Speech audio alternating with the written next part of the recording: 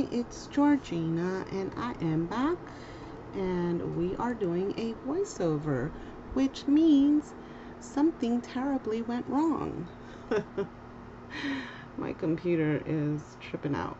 Okay, guys, well, thank you for stopping by, and I am making a hidden hinge for a mini that I will be making, and I just wanted to do a little brief tutorial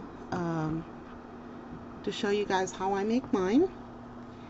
And I'm taking this black cardstock and I've cut it down, and now I'm taking my pattern paper and I'm going to score it where I'm going to cut it. I always score it where I'm going to cut my paper first, just because my Friskers cutter seems to not cut straight. So if I score it, then I can just line up the sides.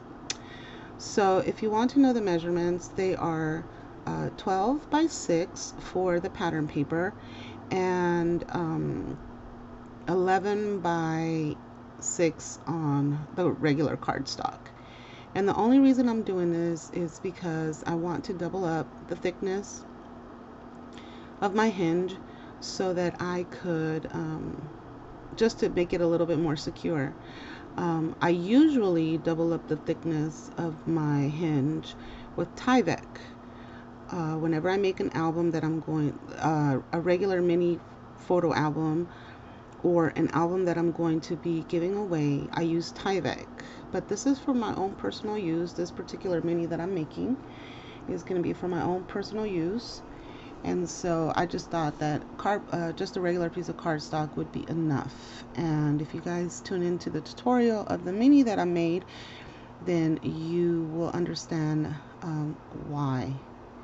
So now that I've ATG'd it down, sorry, now I'm making my score marks so that I can create the hinge. And I decided to space at 3/4 of an inch equally across the board. I started off making a 2-inch space, and now I'm making 3/4 of an inch spaces in between, because I want the space in between each flap or each tab or each page, however you want to say it, to be 3/4 of an inch, and I want the height of my page to also be 3/4 of an inch. I just think it will support what I'm making this for a little bit better. So that's the reason why equal parts all the way across. And I left out 2 inches on one side, and then the other side ended up being like 1.5 inches or something like that. So now we're just gonna accordion the hinge. And you guys, this is, I know you've seen thousands of videos on how to make a hidden hinge, and the actual originator of this hinge has a video as well. And if you go to your search bar on YouTube and type in hidden hinge, she will pop up along with other videos, and if you want to go check those out, please feel free to do that. I decided to make a tutorial again because I'm making this for personal use, number one. Number two, because I do it slightly different than what I've seen out there. And number three, because I make an alteration to my hinge at the end of the video. So I wanted to share that with you guys. I've not seen it elsewhere, the little alteration that I make, but I mean, I'm sure it could be out there. I'm sure I didn't come up with an original idea. So under normal circumstances, I use red tape to create my hinges, especially for something that's going to be used a lot, because I want it to adhere well and I want it to last for a long time. But again, because I am going to be making this for personal use, and because of the actual project that I'm creating, I'm going to be using score tape. Now right here I'm showing you guys how I fold it first, and I slow the video down so that I can show you guys how I make an initial fold on my very first hinge part, just so that I know exactly where my score tape needs to be down, and then I can then go down the line and apply it appropriately without making a major mistake. Because, you know, You don't want to waste score tape. You don't want to waste anything. And this just keeps me more on track.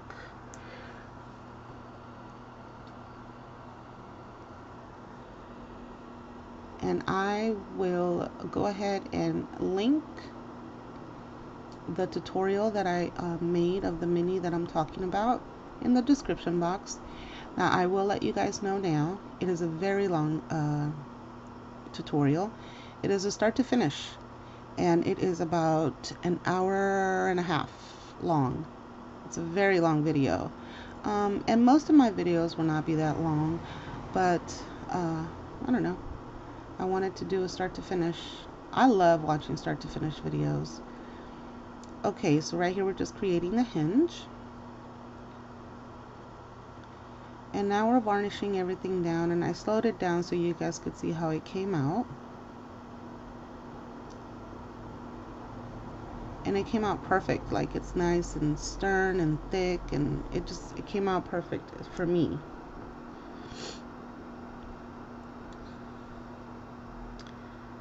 And the spacing is just how I wanted it to be. The only problem is that there's only four pages, and the mini that I'm making, I need it to be a little bit bigger, so I'm going to go ahead and make another hinge, and here it is. And I skipped through the making of that just because you guys had already seen it before. And here I'm just kind of varnishing everything down and making sure that everything moves smoothly. And now I'm going to measure so that I can combine the two hinges.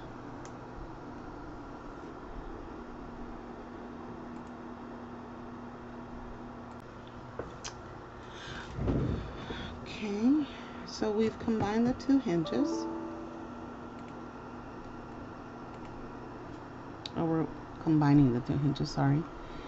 So what I did was I measured, well, I was supposed to measure 3/4 of an inch so that they could combine together, but I made it an inch. I don't know why. So I figure it out, and I go back and I cut it down some more.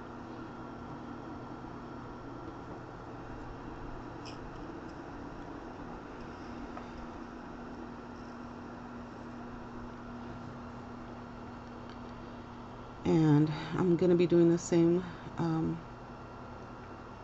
with this hinge.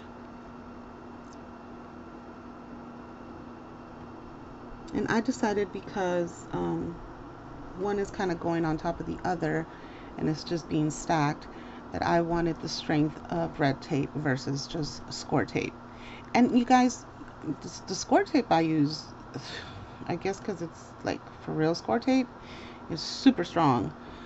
So I could have gotten away with using score tape, but I wanted to use the red tape. I just felt a little bit better about it. So now I'm figuring out that I need to cut down the other side. So I go ahead and I measure that to cut it down.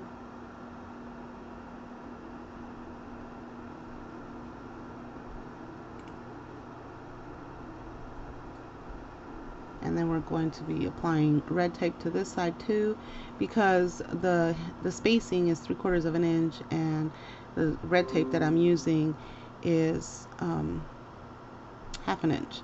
So I figured if I put it on both sides, then whatever one didn't grab, the other one will. I know I'm being a little anal about it, but it just makes me feel better. Then I'm just varnishing everything down so we can adhere the two hinges.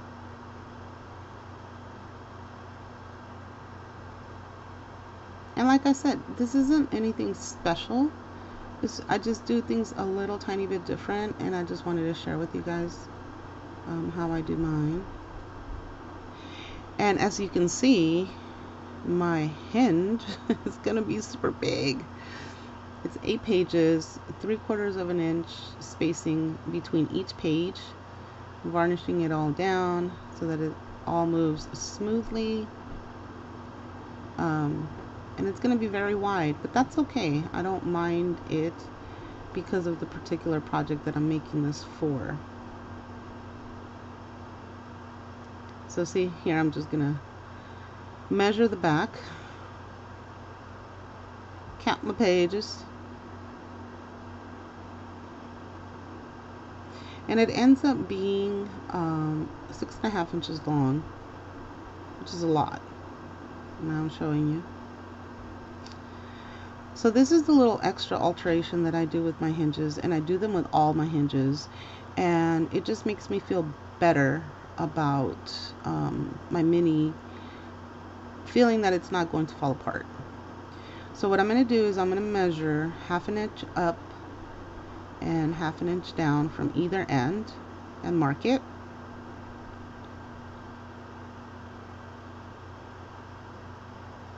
And I slowed it down so you guys could see exactly what I'm doing.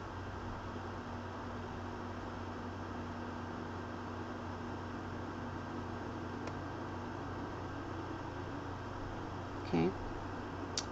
And I'm just erasing in between. Whenever you need to make any alterations to your hinge, the best time to do it is to do it before you actually apply it to your mini. So now what I'm going to do is I'm going to cut down each page section. I'm going to cut it down that marking that I made. I'm just going real slow right here so you guys can see what I'm doing, and then I'm going to speed through the rest of this. But I just cut it all the way down to where it all meets,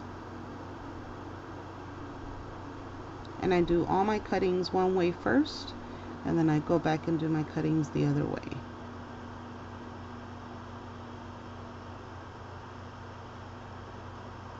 I always cut my hinges 1/2 inch on both sides, all my hinges. It just makes me feel like my album is just even more secure, and it'll last the test of time. I mean, as long as a handmade mini would last. I mean, if you're really careful with them, they can last for a really, really long time. So I'm making all my cuttings here.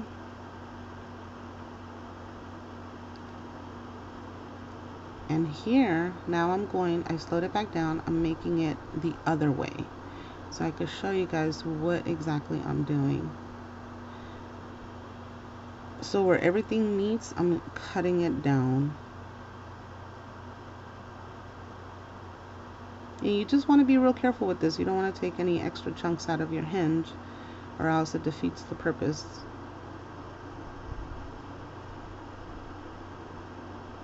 Okay, so I'm just going to cut the rest of it all the way down, cut all those little pieces off.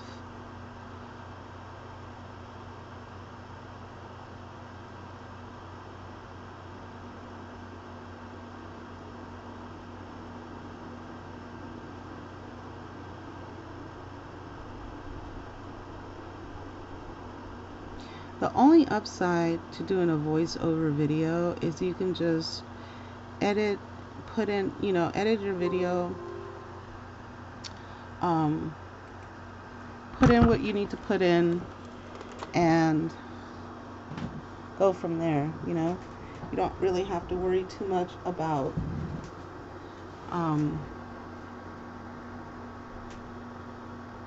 what you were talking about, or cutting something off that you were saying that you might think is important. But I still hate doing them. Okay, so here we go. We're all done. So now there's a 1/2 inch space up above and down below. And so it's kind of difficult to explain unless you're putting it into the mini exactly what I'm going to do with it. So that's what I'm trying to do in the video, is trying to explain. And I had a great explanation, you guys, and it just did not record. So I'm going to go ahead and I'm going to grab a scratch piece of paper so I can show you guys what I'm doing and what I'm talking about. And don't forget, I'm going to link down at the bottom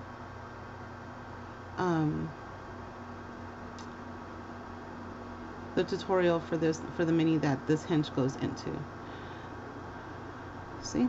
So if we were putting in the mini, then you would fold over the cover, put some red tape down, secure it all down, and it just secures your hinge down a little bit better than not.